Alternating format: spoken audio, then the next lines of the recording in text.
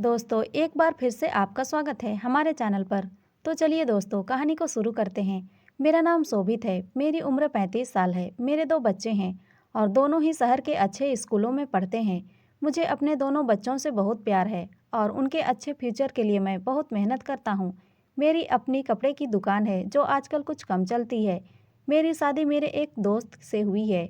वह बहुत ही खूबसूरत है मगर जबान की बहुत तीखी है। जो दिल में आता है वह मुंह पर बोल देती है, फिर चाहे सामने वाले को अच्छा लगे या न लगे।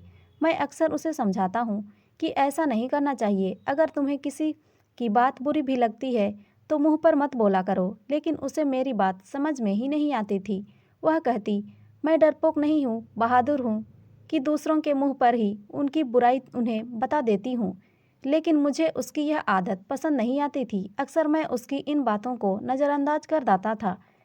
उसकी इन हरकतों की वजह से मैं आजकल उससे कुछ खींचा खींचा सा रहने लगा था। कम से कम इंसान को बोलने से पहले इस बात का ख्याल तो रखना चाहिए कि सामने वाले को उसकी बात बुरी भी लग सकती है। आजकल दुकानदारी कम होने की वजह से मैं बहुत परेशान रहने लगा था। हालांकि मैं भगवान में विश्वास करने वाला आदमी था। दिन इसी तरह गुजर रहे थे। एक दिन मैं दुकान पर बैठा हुआ था। कोई भी ग्राहक नहीं आया था। दोपहर हो चुकी थी, लेकिन एक भी ग्राहक की शक्ल नहीं देखी थी। गर्मी के दिन थे और गर्मी के मारे बुरा हाल था। लाइट भी चली गई थी और मैं हाथ से पंखा चला रहा था। मेरी नज़र सामने वाली कपड़े की दुकान पर जमी हुई थी, जहाँ एक के बाद एक ग्राहक आ रहे थे और ढेरों खरीदारी करके जा रहे थे। ऐसा नहीं था कि मेरी दुकान छोटी थी या कपड़ा अच्छा नहीं था। मेरे पास हर तरह का कपड़ा मौजूद था, लेकिन फिर भी लोग मेरे पास कम ही आते थे। मैं अभी उस दुकान पर नज़रें जमाए बैठा हुआ था, तब अचानक एक तरफ से एक भिखारन आकर मेरी दुकान के सामने खड़ी हो गई और हाथ फैलाकर मुझसे कुछ मांगने लगी। मगर मेरा ध्यान तो सामने वाली दुकान की तरफ ही था। मेरे दिल ने एकदम से भगवान से शिकायत कर दी, मेरी दुकान पर आखिर कोई क्यों नहीं आता। तभी उस भिखारिन ने ऊंची आवाज़ में कहा, बाबूजी, मुझे कुछ कपड़ा दे दो। उसकी तीखी और तेज आवाज़ सुनकर मैं चौंक कर उसे देखने लगा और देखता ही रहा। वह ऊंची लंबी एक जवान और खूबसूरत औरत थी। उसने एक घिसा हुआ पुराना सा सूट पहन रखा था जो काफ़ी गंदा हो चुका था। पाँव में पुरानी सी चप्पल थी, जबकि उसके गोरे रंग पर नाक में एक लौंग की दमक रही थी जो उसके गोल चेहरे पर बहुत खूबसूरत लग रही थी। चेहरे पर जगह जगह मिट्टी भी लगी हुई थी, फिर भी वह अच्छी लग रही थी। मैंने उसे देखा तो बस देखता ही चला गया। उसके चेहरे पर इतनी मासूमियत थी कि उसे देखकर दिल ही नहीं भर रहा था। उसने मुझे खोया हुआ देखकर फिर से कहा, बाबूजी, कुछ कपड़ा दे दो, मैं भिखारी हूँ। उसकी विनती सुनकर मैं होश में आ गया। उसकी तरफ ध्यान दिया। वह हसरत भरी निगाहों से मेरी दुकान में लगे कपड़ों को देख रही थी। मैंने कहा, दे दूंगा, पहले यह बताओ तुम कौन हो। उसने कपड़ों से नज़रें हटाकर मुझे देखा और कहा, मेरा नाम कोमल है, मैं एक भिखारी हूँ। मुझे उसका नाम काफ़ी प्यारा लगा। मैंने फिर से पूछा, कहाँ से आई हो। उसने बताया, यहाँ से कुछ दूर एक वीरान जगह पर मेरा बसेरा है, वहाँ पर झोपड़ी में रहती हूँ। मैंने सुनकर सर हिला दिया और एक खूबसूरत सा सूट उसे निकाल कर दे दिया। यह लो कपड़े। लेकर वह बहुत खुश हुई और अपनी थैली में डाल दिया। धन्यवाद बाबूजी। उसने मेरे द्वारा दी गई चुन्नी को अपने सर पर डाल लिया था। कहने लगी, मैं अच्छी लग रही हूँ ना। वह सच में ही उस चुन्नी में बहुत प्यारी लग रही थी। मैंने कहा, हाँ अच्छी लग रही हो। उसने दोबारा से मेरा धन्यवाद दिया। उसने वह कपड़े पैक करके थैली में डाले और मुँह ही मुँह में कुछ गुनगुनाती हुई दुकान से निकलकर अपने रास्ते पर चली गई। मैं अभी तक उसकी गुनगुनाहट और चेहरे पर छाई खुशी में खोया हुआ था। अभी उसे गए 5 मिनट ही हुए थे कि एक औरत कपड़े लेने आ गई। मैंने उस भिखारी को निकाल दिया और उस औरत को कपड़े दिखाने लगा। अभी मैं उस औरत से फ्री हुआ था कि 2-3 औरतें और आ गई और कपड़े देखने लगी। यह सिलसिला चल निकला। अभी पहला ग्राहक जाता नहीं कि दूसरा ग्राहक भी आ जाता। फिर सारा दिन यही हाल रहा। मेरी दुकान पर ग्राहक बढ़ते ही जा रहे थे। एक एक ग्राहक कम से कम 10 सूट खरीदता।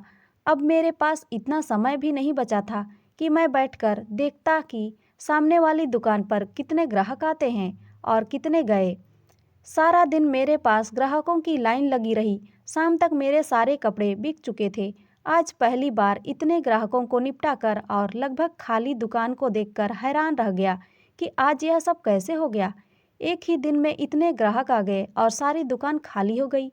मैंने सारे पैसों को इकट्ठा किया और उन पैसों से ढेर सारे कपड़े खरीदकर अपनी दुकान पर फिर से भर ली। बाकी बचे पैसों को घर लेकर आया और अपनी पत्नी को जाकर यह सब बताया, जिस पर वह भी बहुत खुश हुई और भगवान का धन्यवाद किया। अगले दिन रूटीन के मुताबिक मैं फिर से दुकान पर पहुंचा और ग्राहकों का इंतजार करने लगा, लेकिन उस दिन फिर से वह भिखारी सबसे पहले मेरी दुकान पर आकर खड़ी हो गई। लेकिन मैं यह हैरान हो गया कि उसने कल वाला ही वही गंदा सूट पहन रखा था। हालांकि कल मैंने उसे एक नया सूट दिया था, फिर भी वह वही पुराना सूट पहनकर आ गई थी। लेकिन वह मुझे अच्छी लगने लगी थी और उसको देखते ही मुझे अपना दिन हल्का सा महसूस होता था। उसने कल की तरह आज फिर कहा, बाबूजी, मुझे कपड़े दे दो। वह इतने नरम और प्यारे शब्दों में मुझे कपड़े मांगती थी कि मैं मना ही नहीं कर पाता था। ऊपर से उसका हसीन चेहरा मुझे इनकार करने ही नहीं देता था। मैंने आज भी बिना कुछ कहे उसे कपड़े दे दिए। आज उसने फिर मेरे द्वारा दी गई चुन्नी को अपने सर पर डाल लिया था। नीले रंग के कपड़े थे और चुन्नी भी नीले रंग की ही थी। यह उसके गोरे रंग पर बहुत ही खिल रहा था। उसने फिर पूछा, साहब, अच्छी लग रही हूँ ना? मैंने कहा, हाँ, अच्छी लग रही हो। मेरी बात सुनते ही वह झट से कपड़े उठाती हुई दुकान से बाहर निकल गई और मैं देर तक उसे देखता ही रहा। उसके जाने के बाद आज मेरी फिर से दुकान पर ग्राहकों की भीड़ लग गई।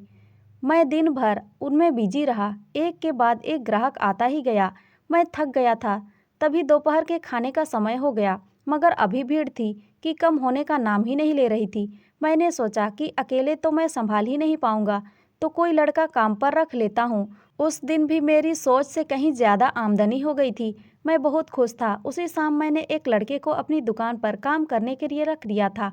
मैंने उसे बोला कि मैं महीने की तुम्हें सैलरी भी दूंगा। वह राजी हो गया। इस तरह वह लड़का मेरी दुकान पर काम करने लगा। जिंदगी रूटीन के मुताबिक गुजरती रही और मेरी दुकान दिन ब दिन तरक्की करती गई।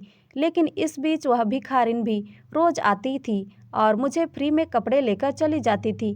लेकिन मैंने कभी उसे नए सूट पहनते हुए नहीं देखा था। जो मैंने उसे दिए थे उनमें से उसे एक भी सूट नहीं पहना था, बल्कि हमेशा वही अपना गंदा पुराना सूट पहनकर ही आती थी। एक दिन मैंने उससे पूछा भी कि क्यों कपड़े नहीं पहनती हो जो मैं तुम्हें देता हूँ। वह हंस हंस कर टाल देती और फिर मुझसे नए कपड़े लेकर चली जाती। दोस्तों, कहानी का अगला भाग जानने के लिए हमारे साथ जुड़े रहें और हमारे चैनल को सब्सक्राइब जरूर करें। धन्यवाद।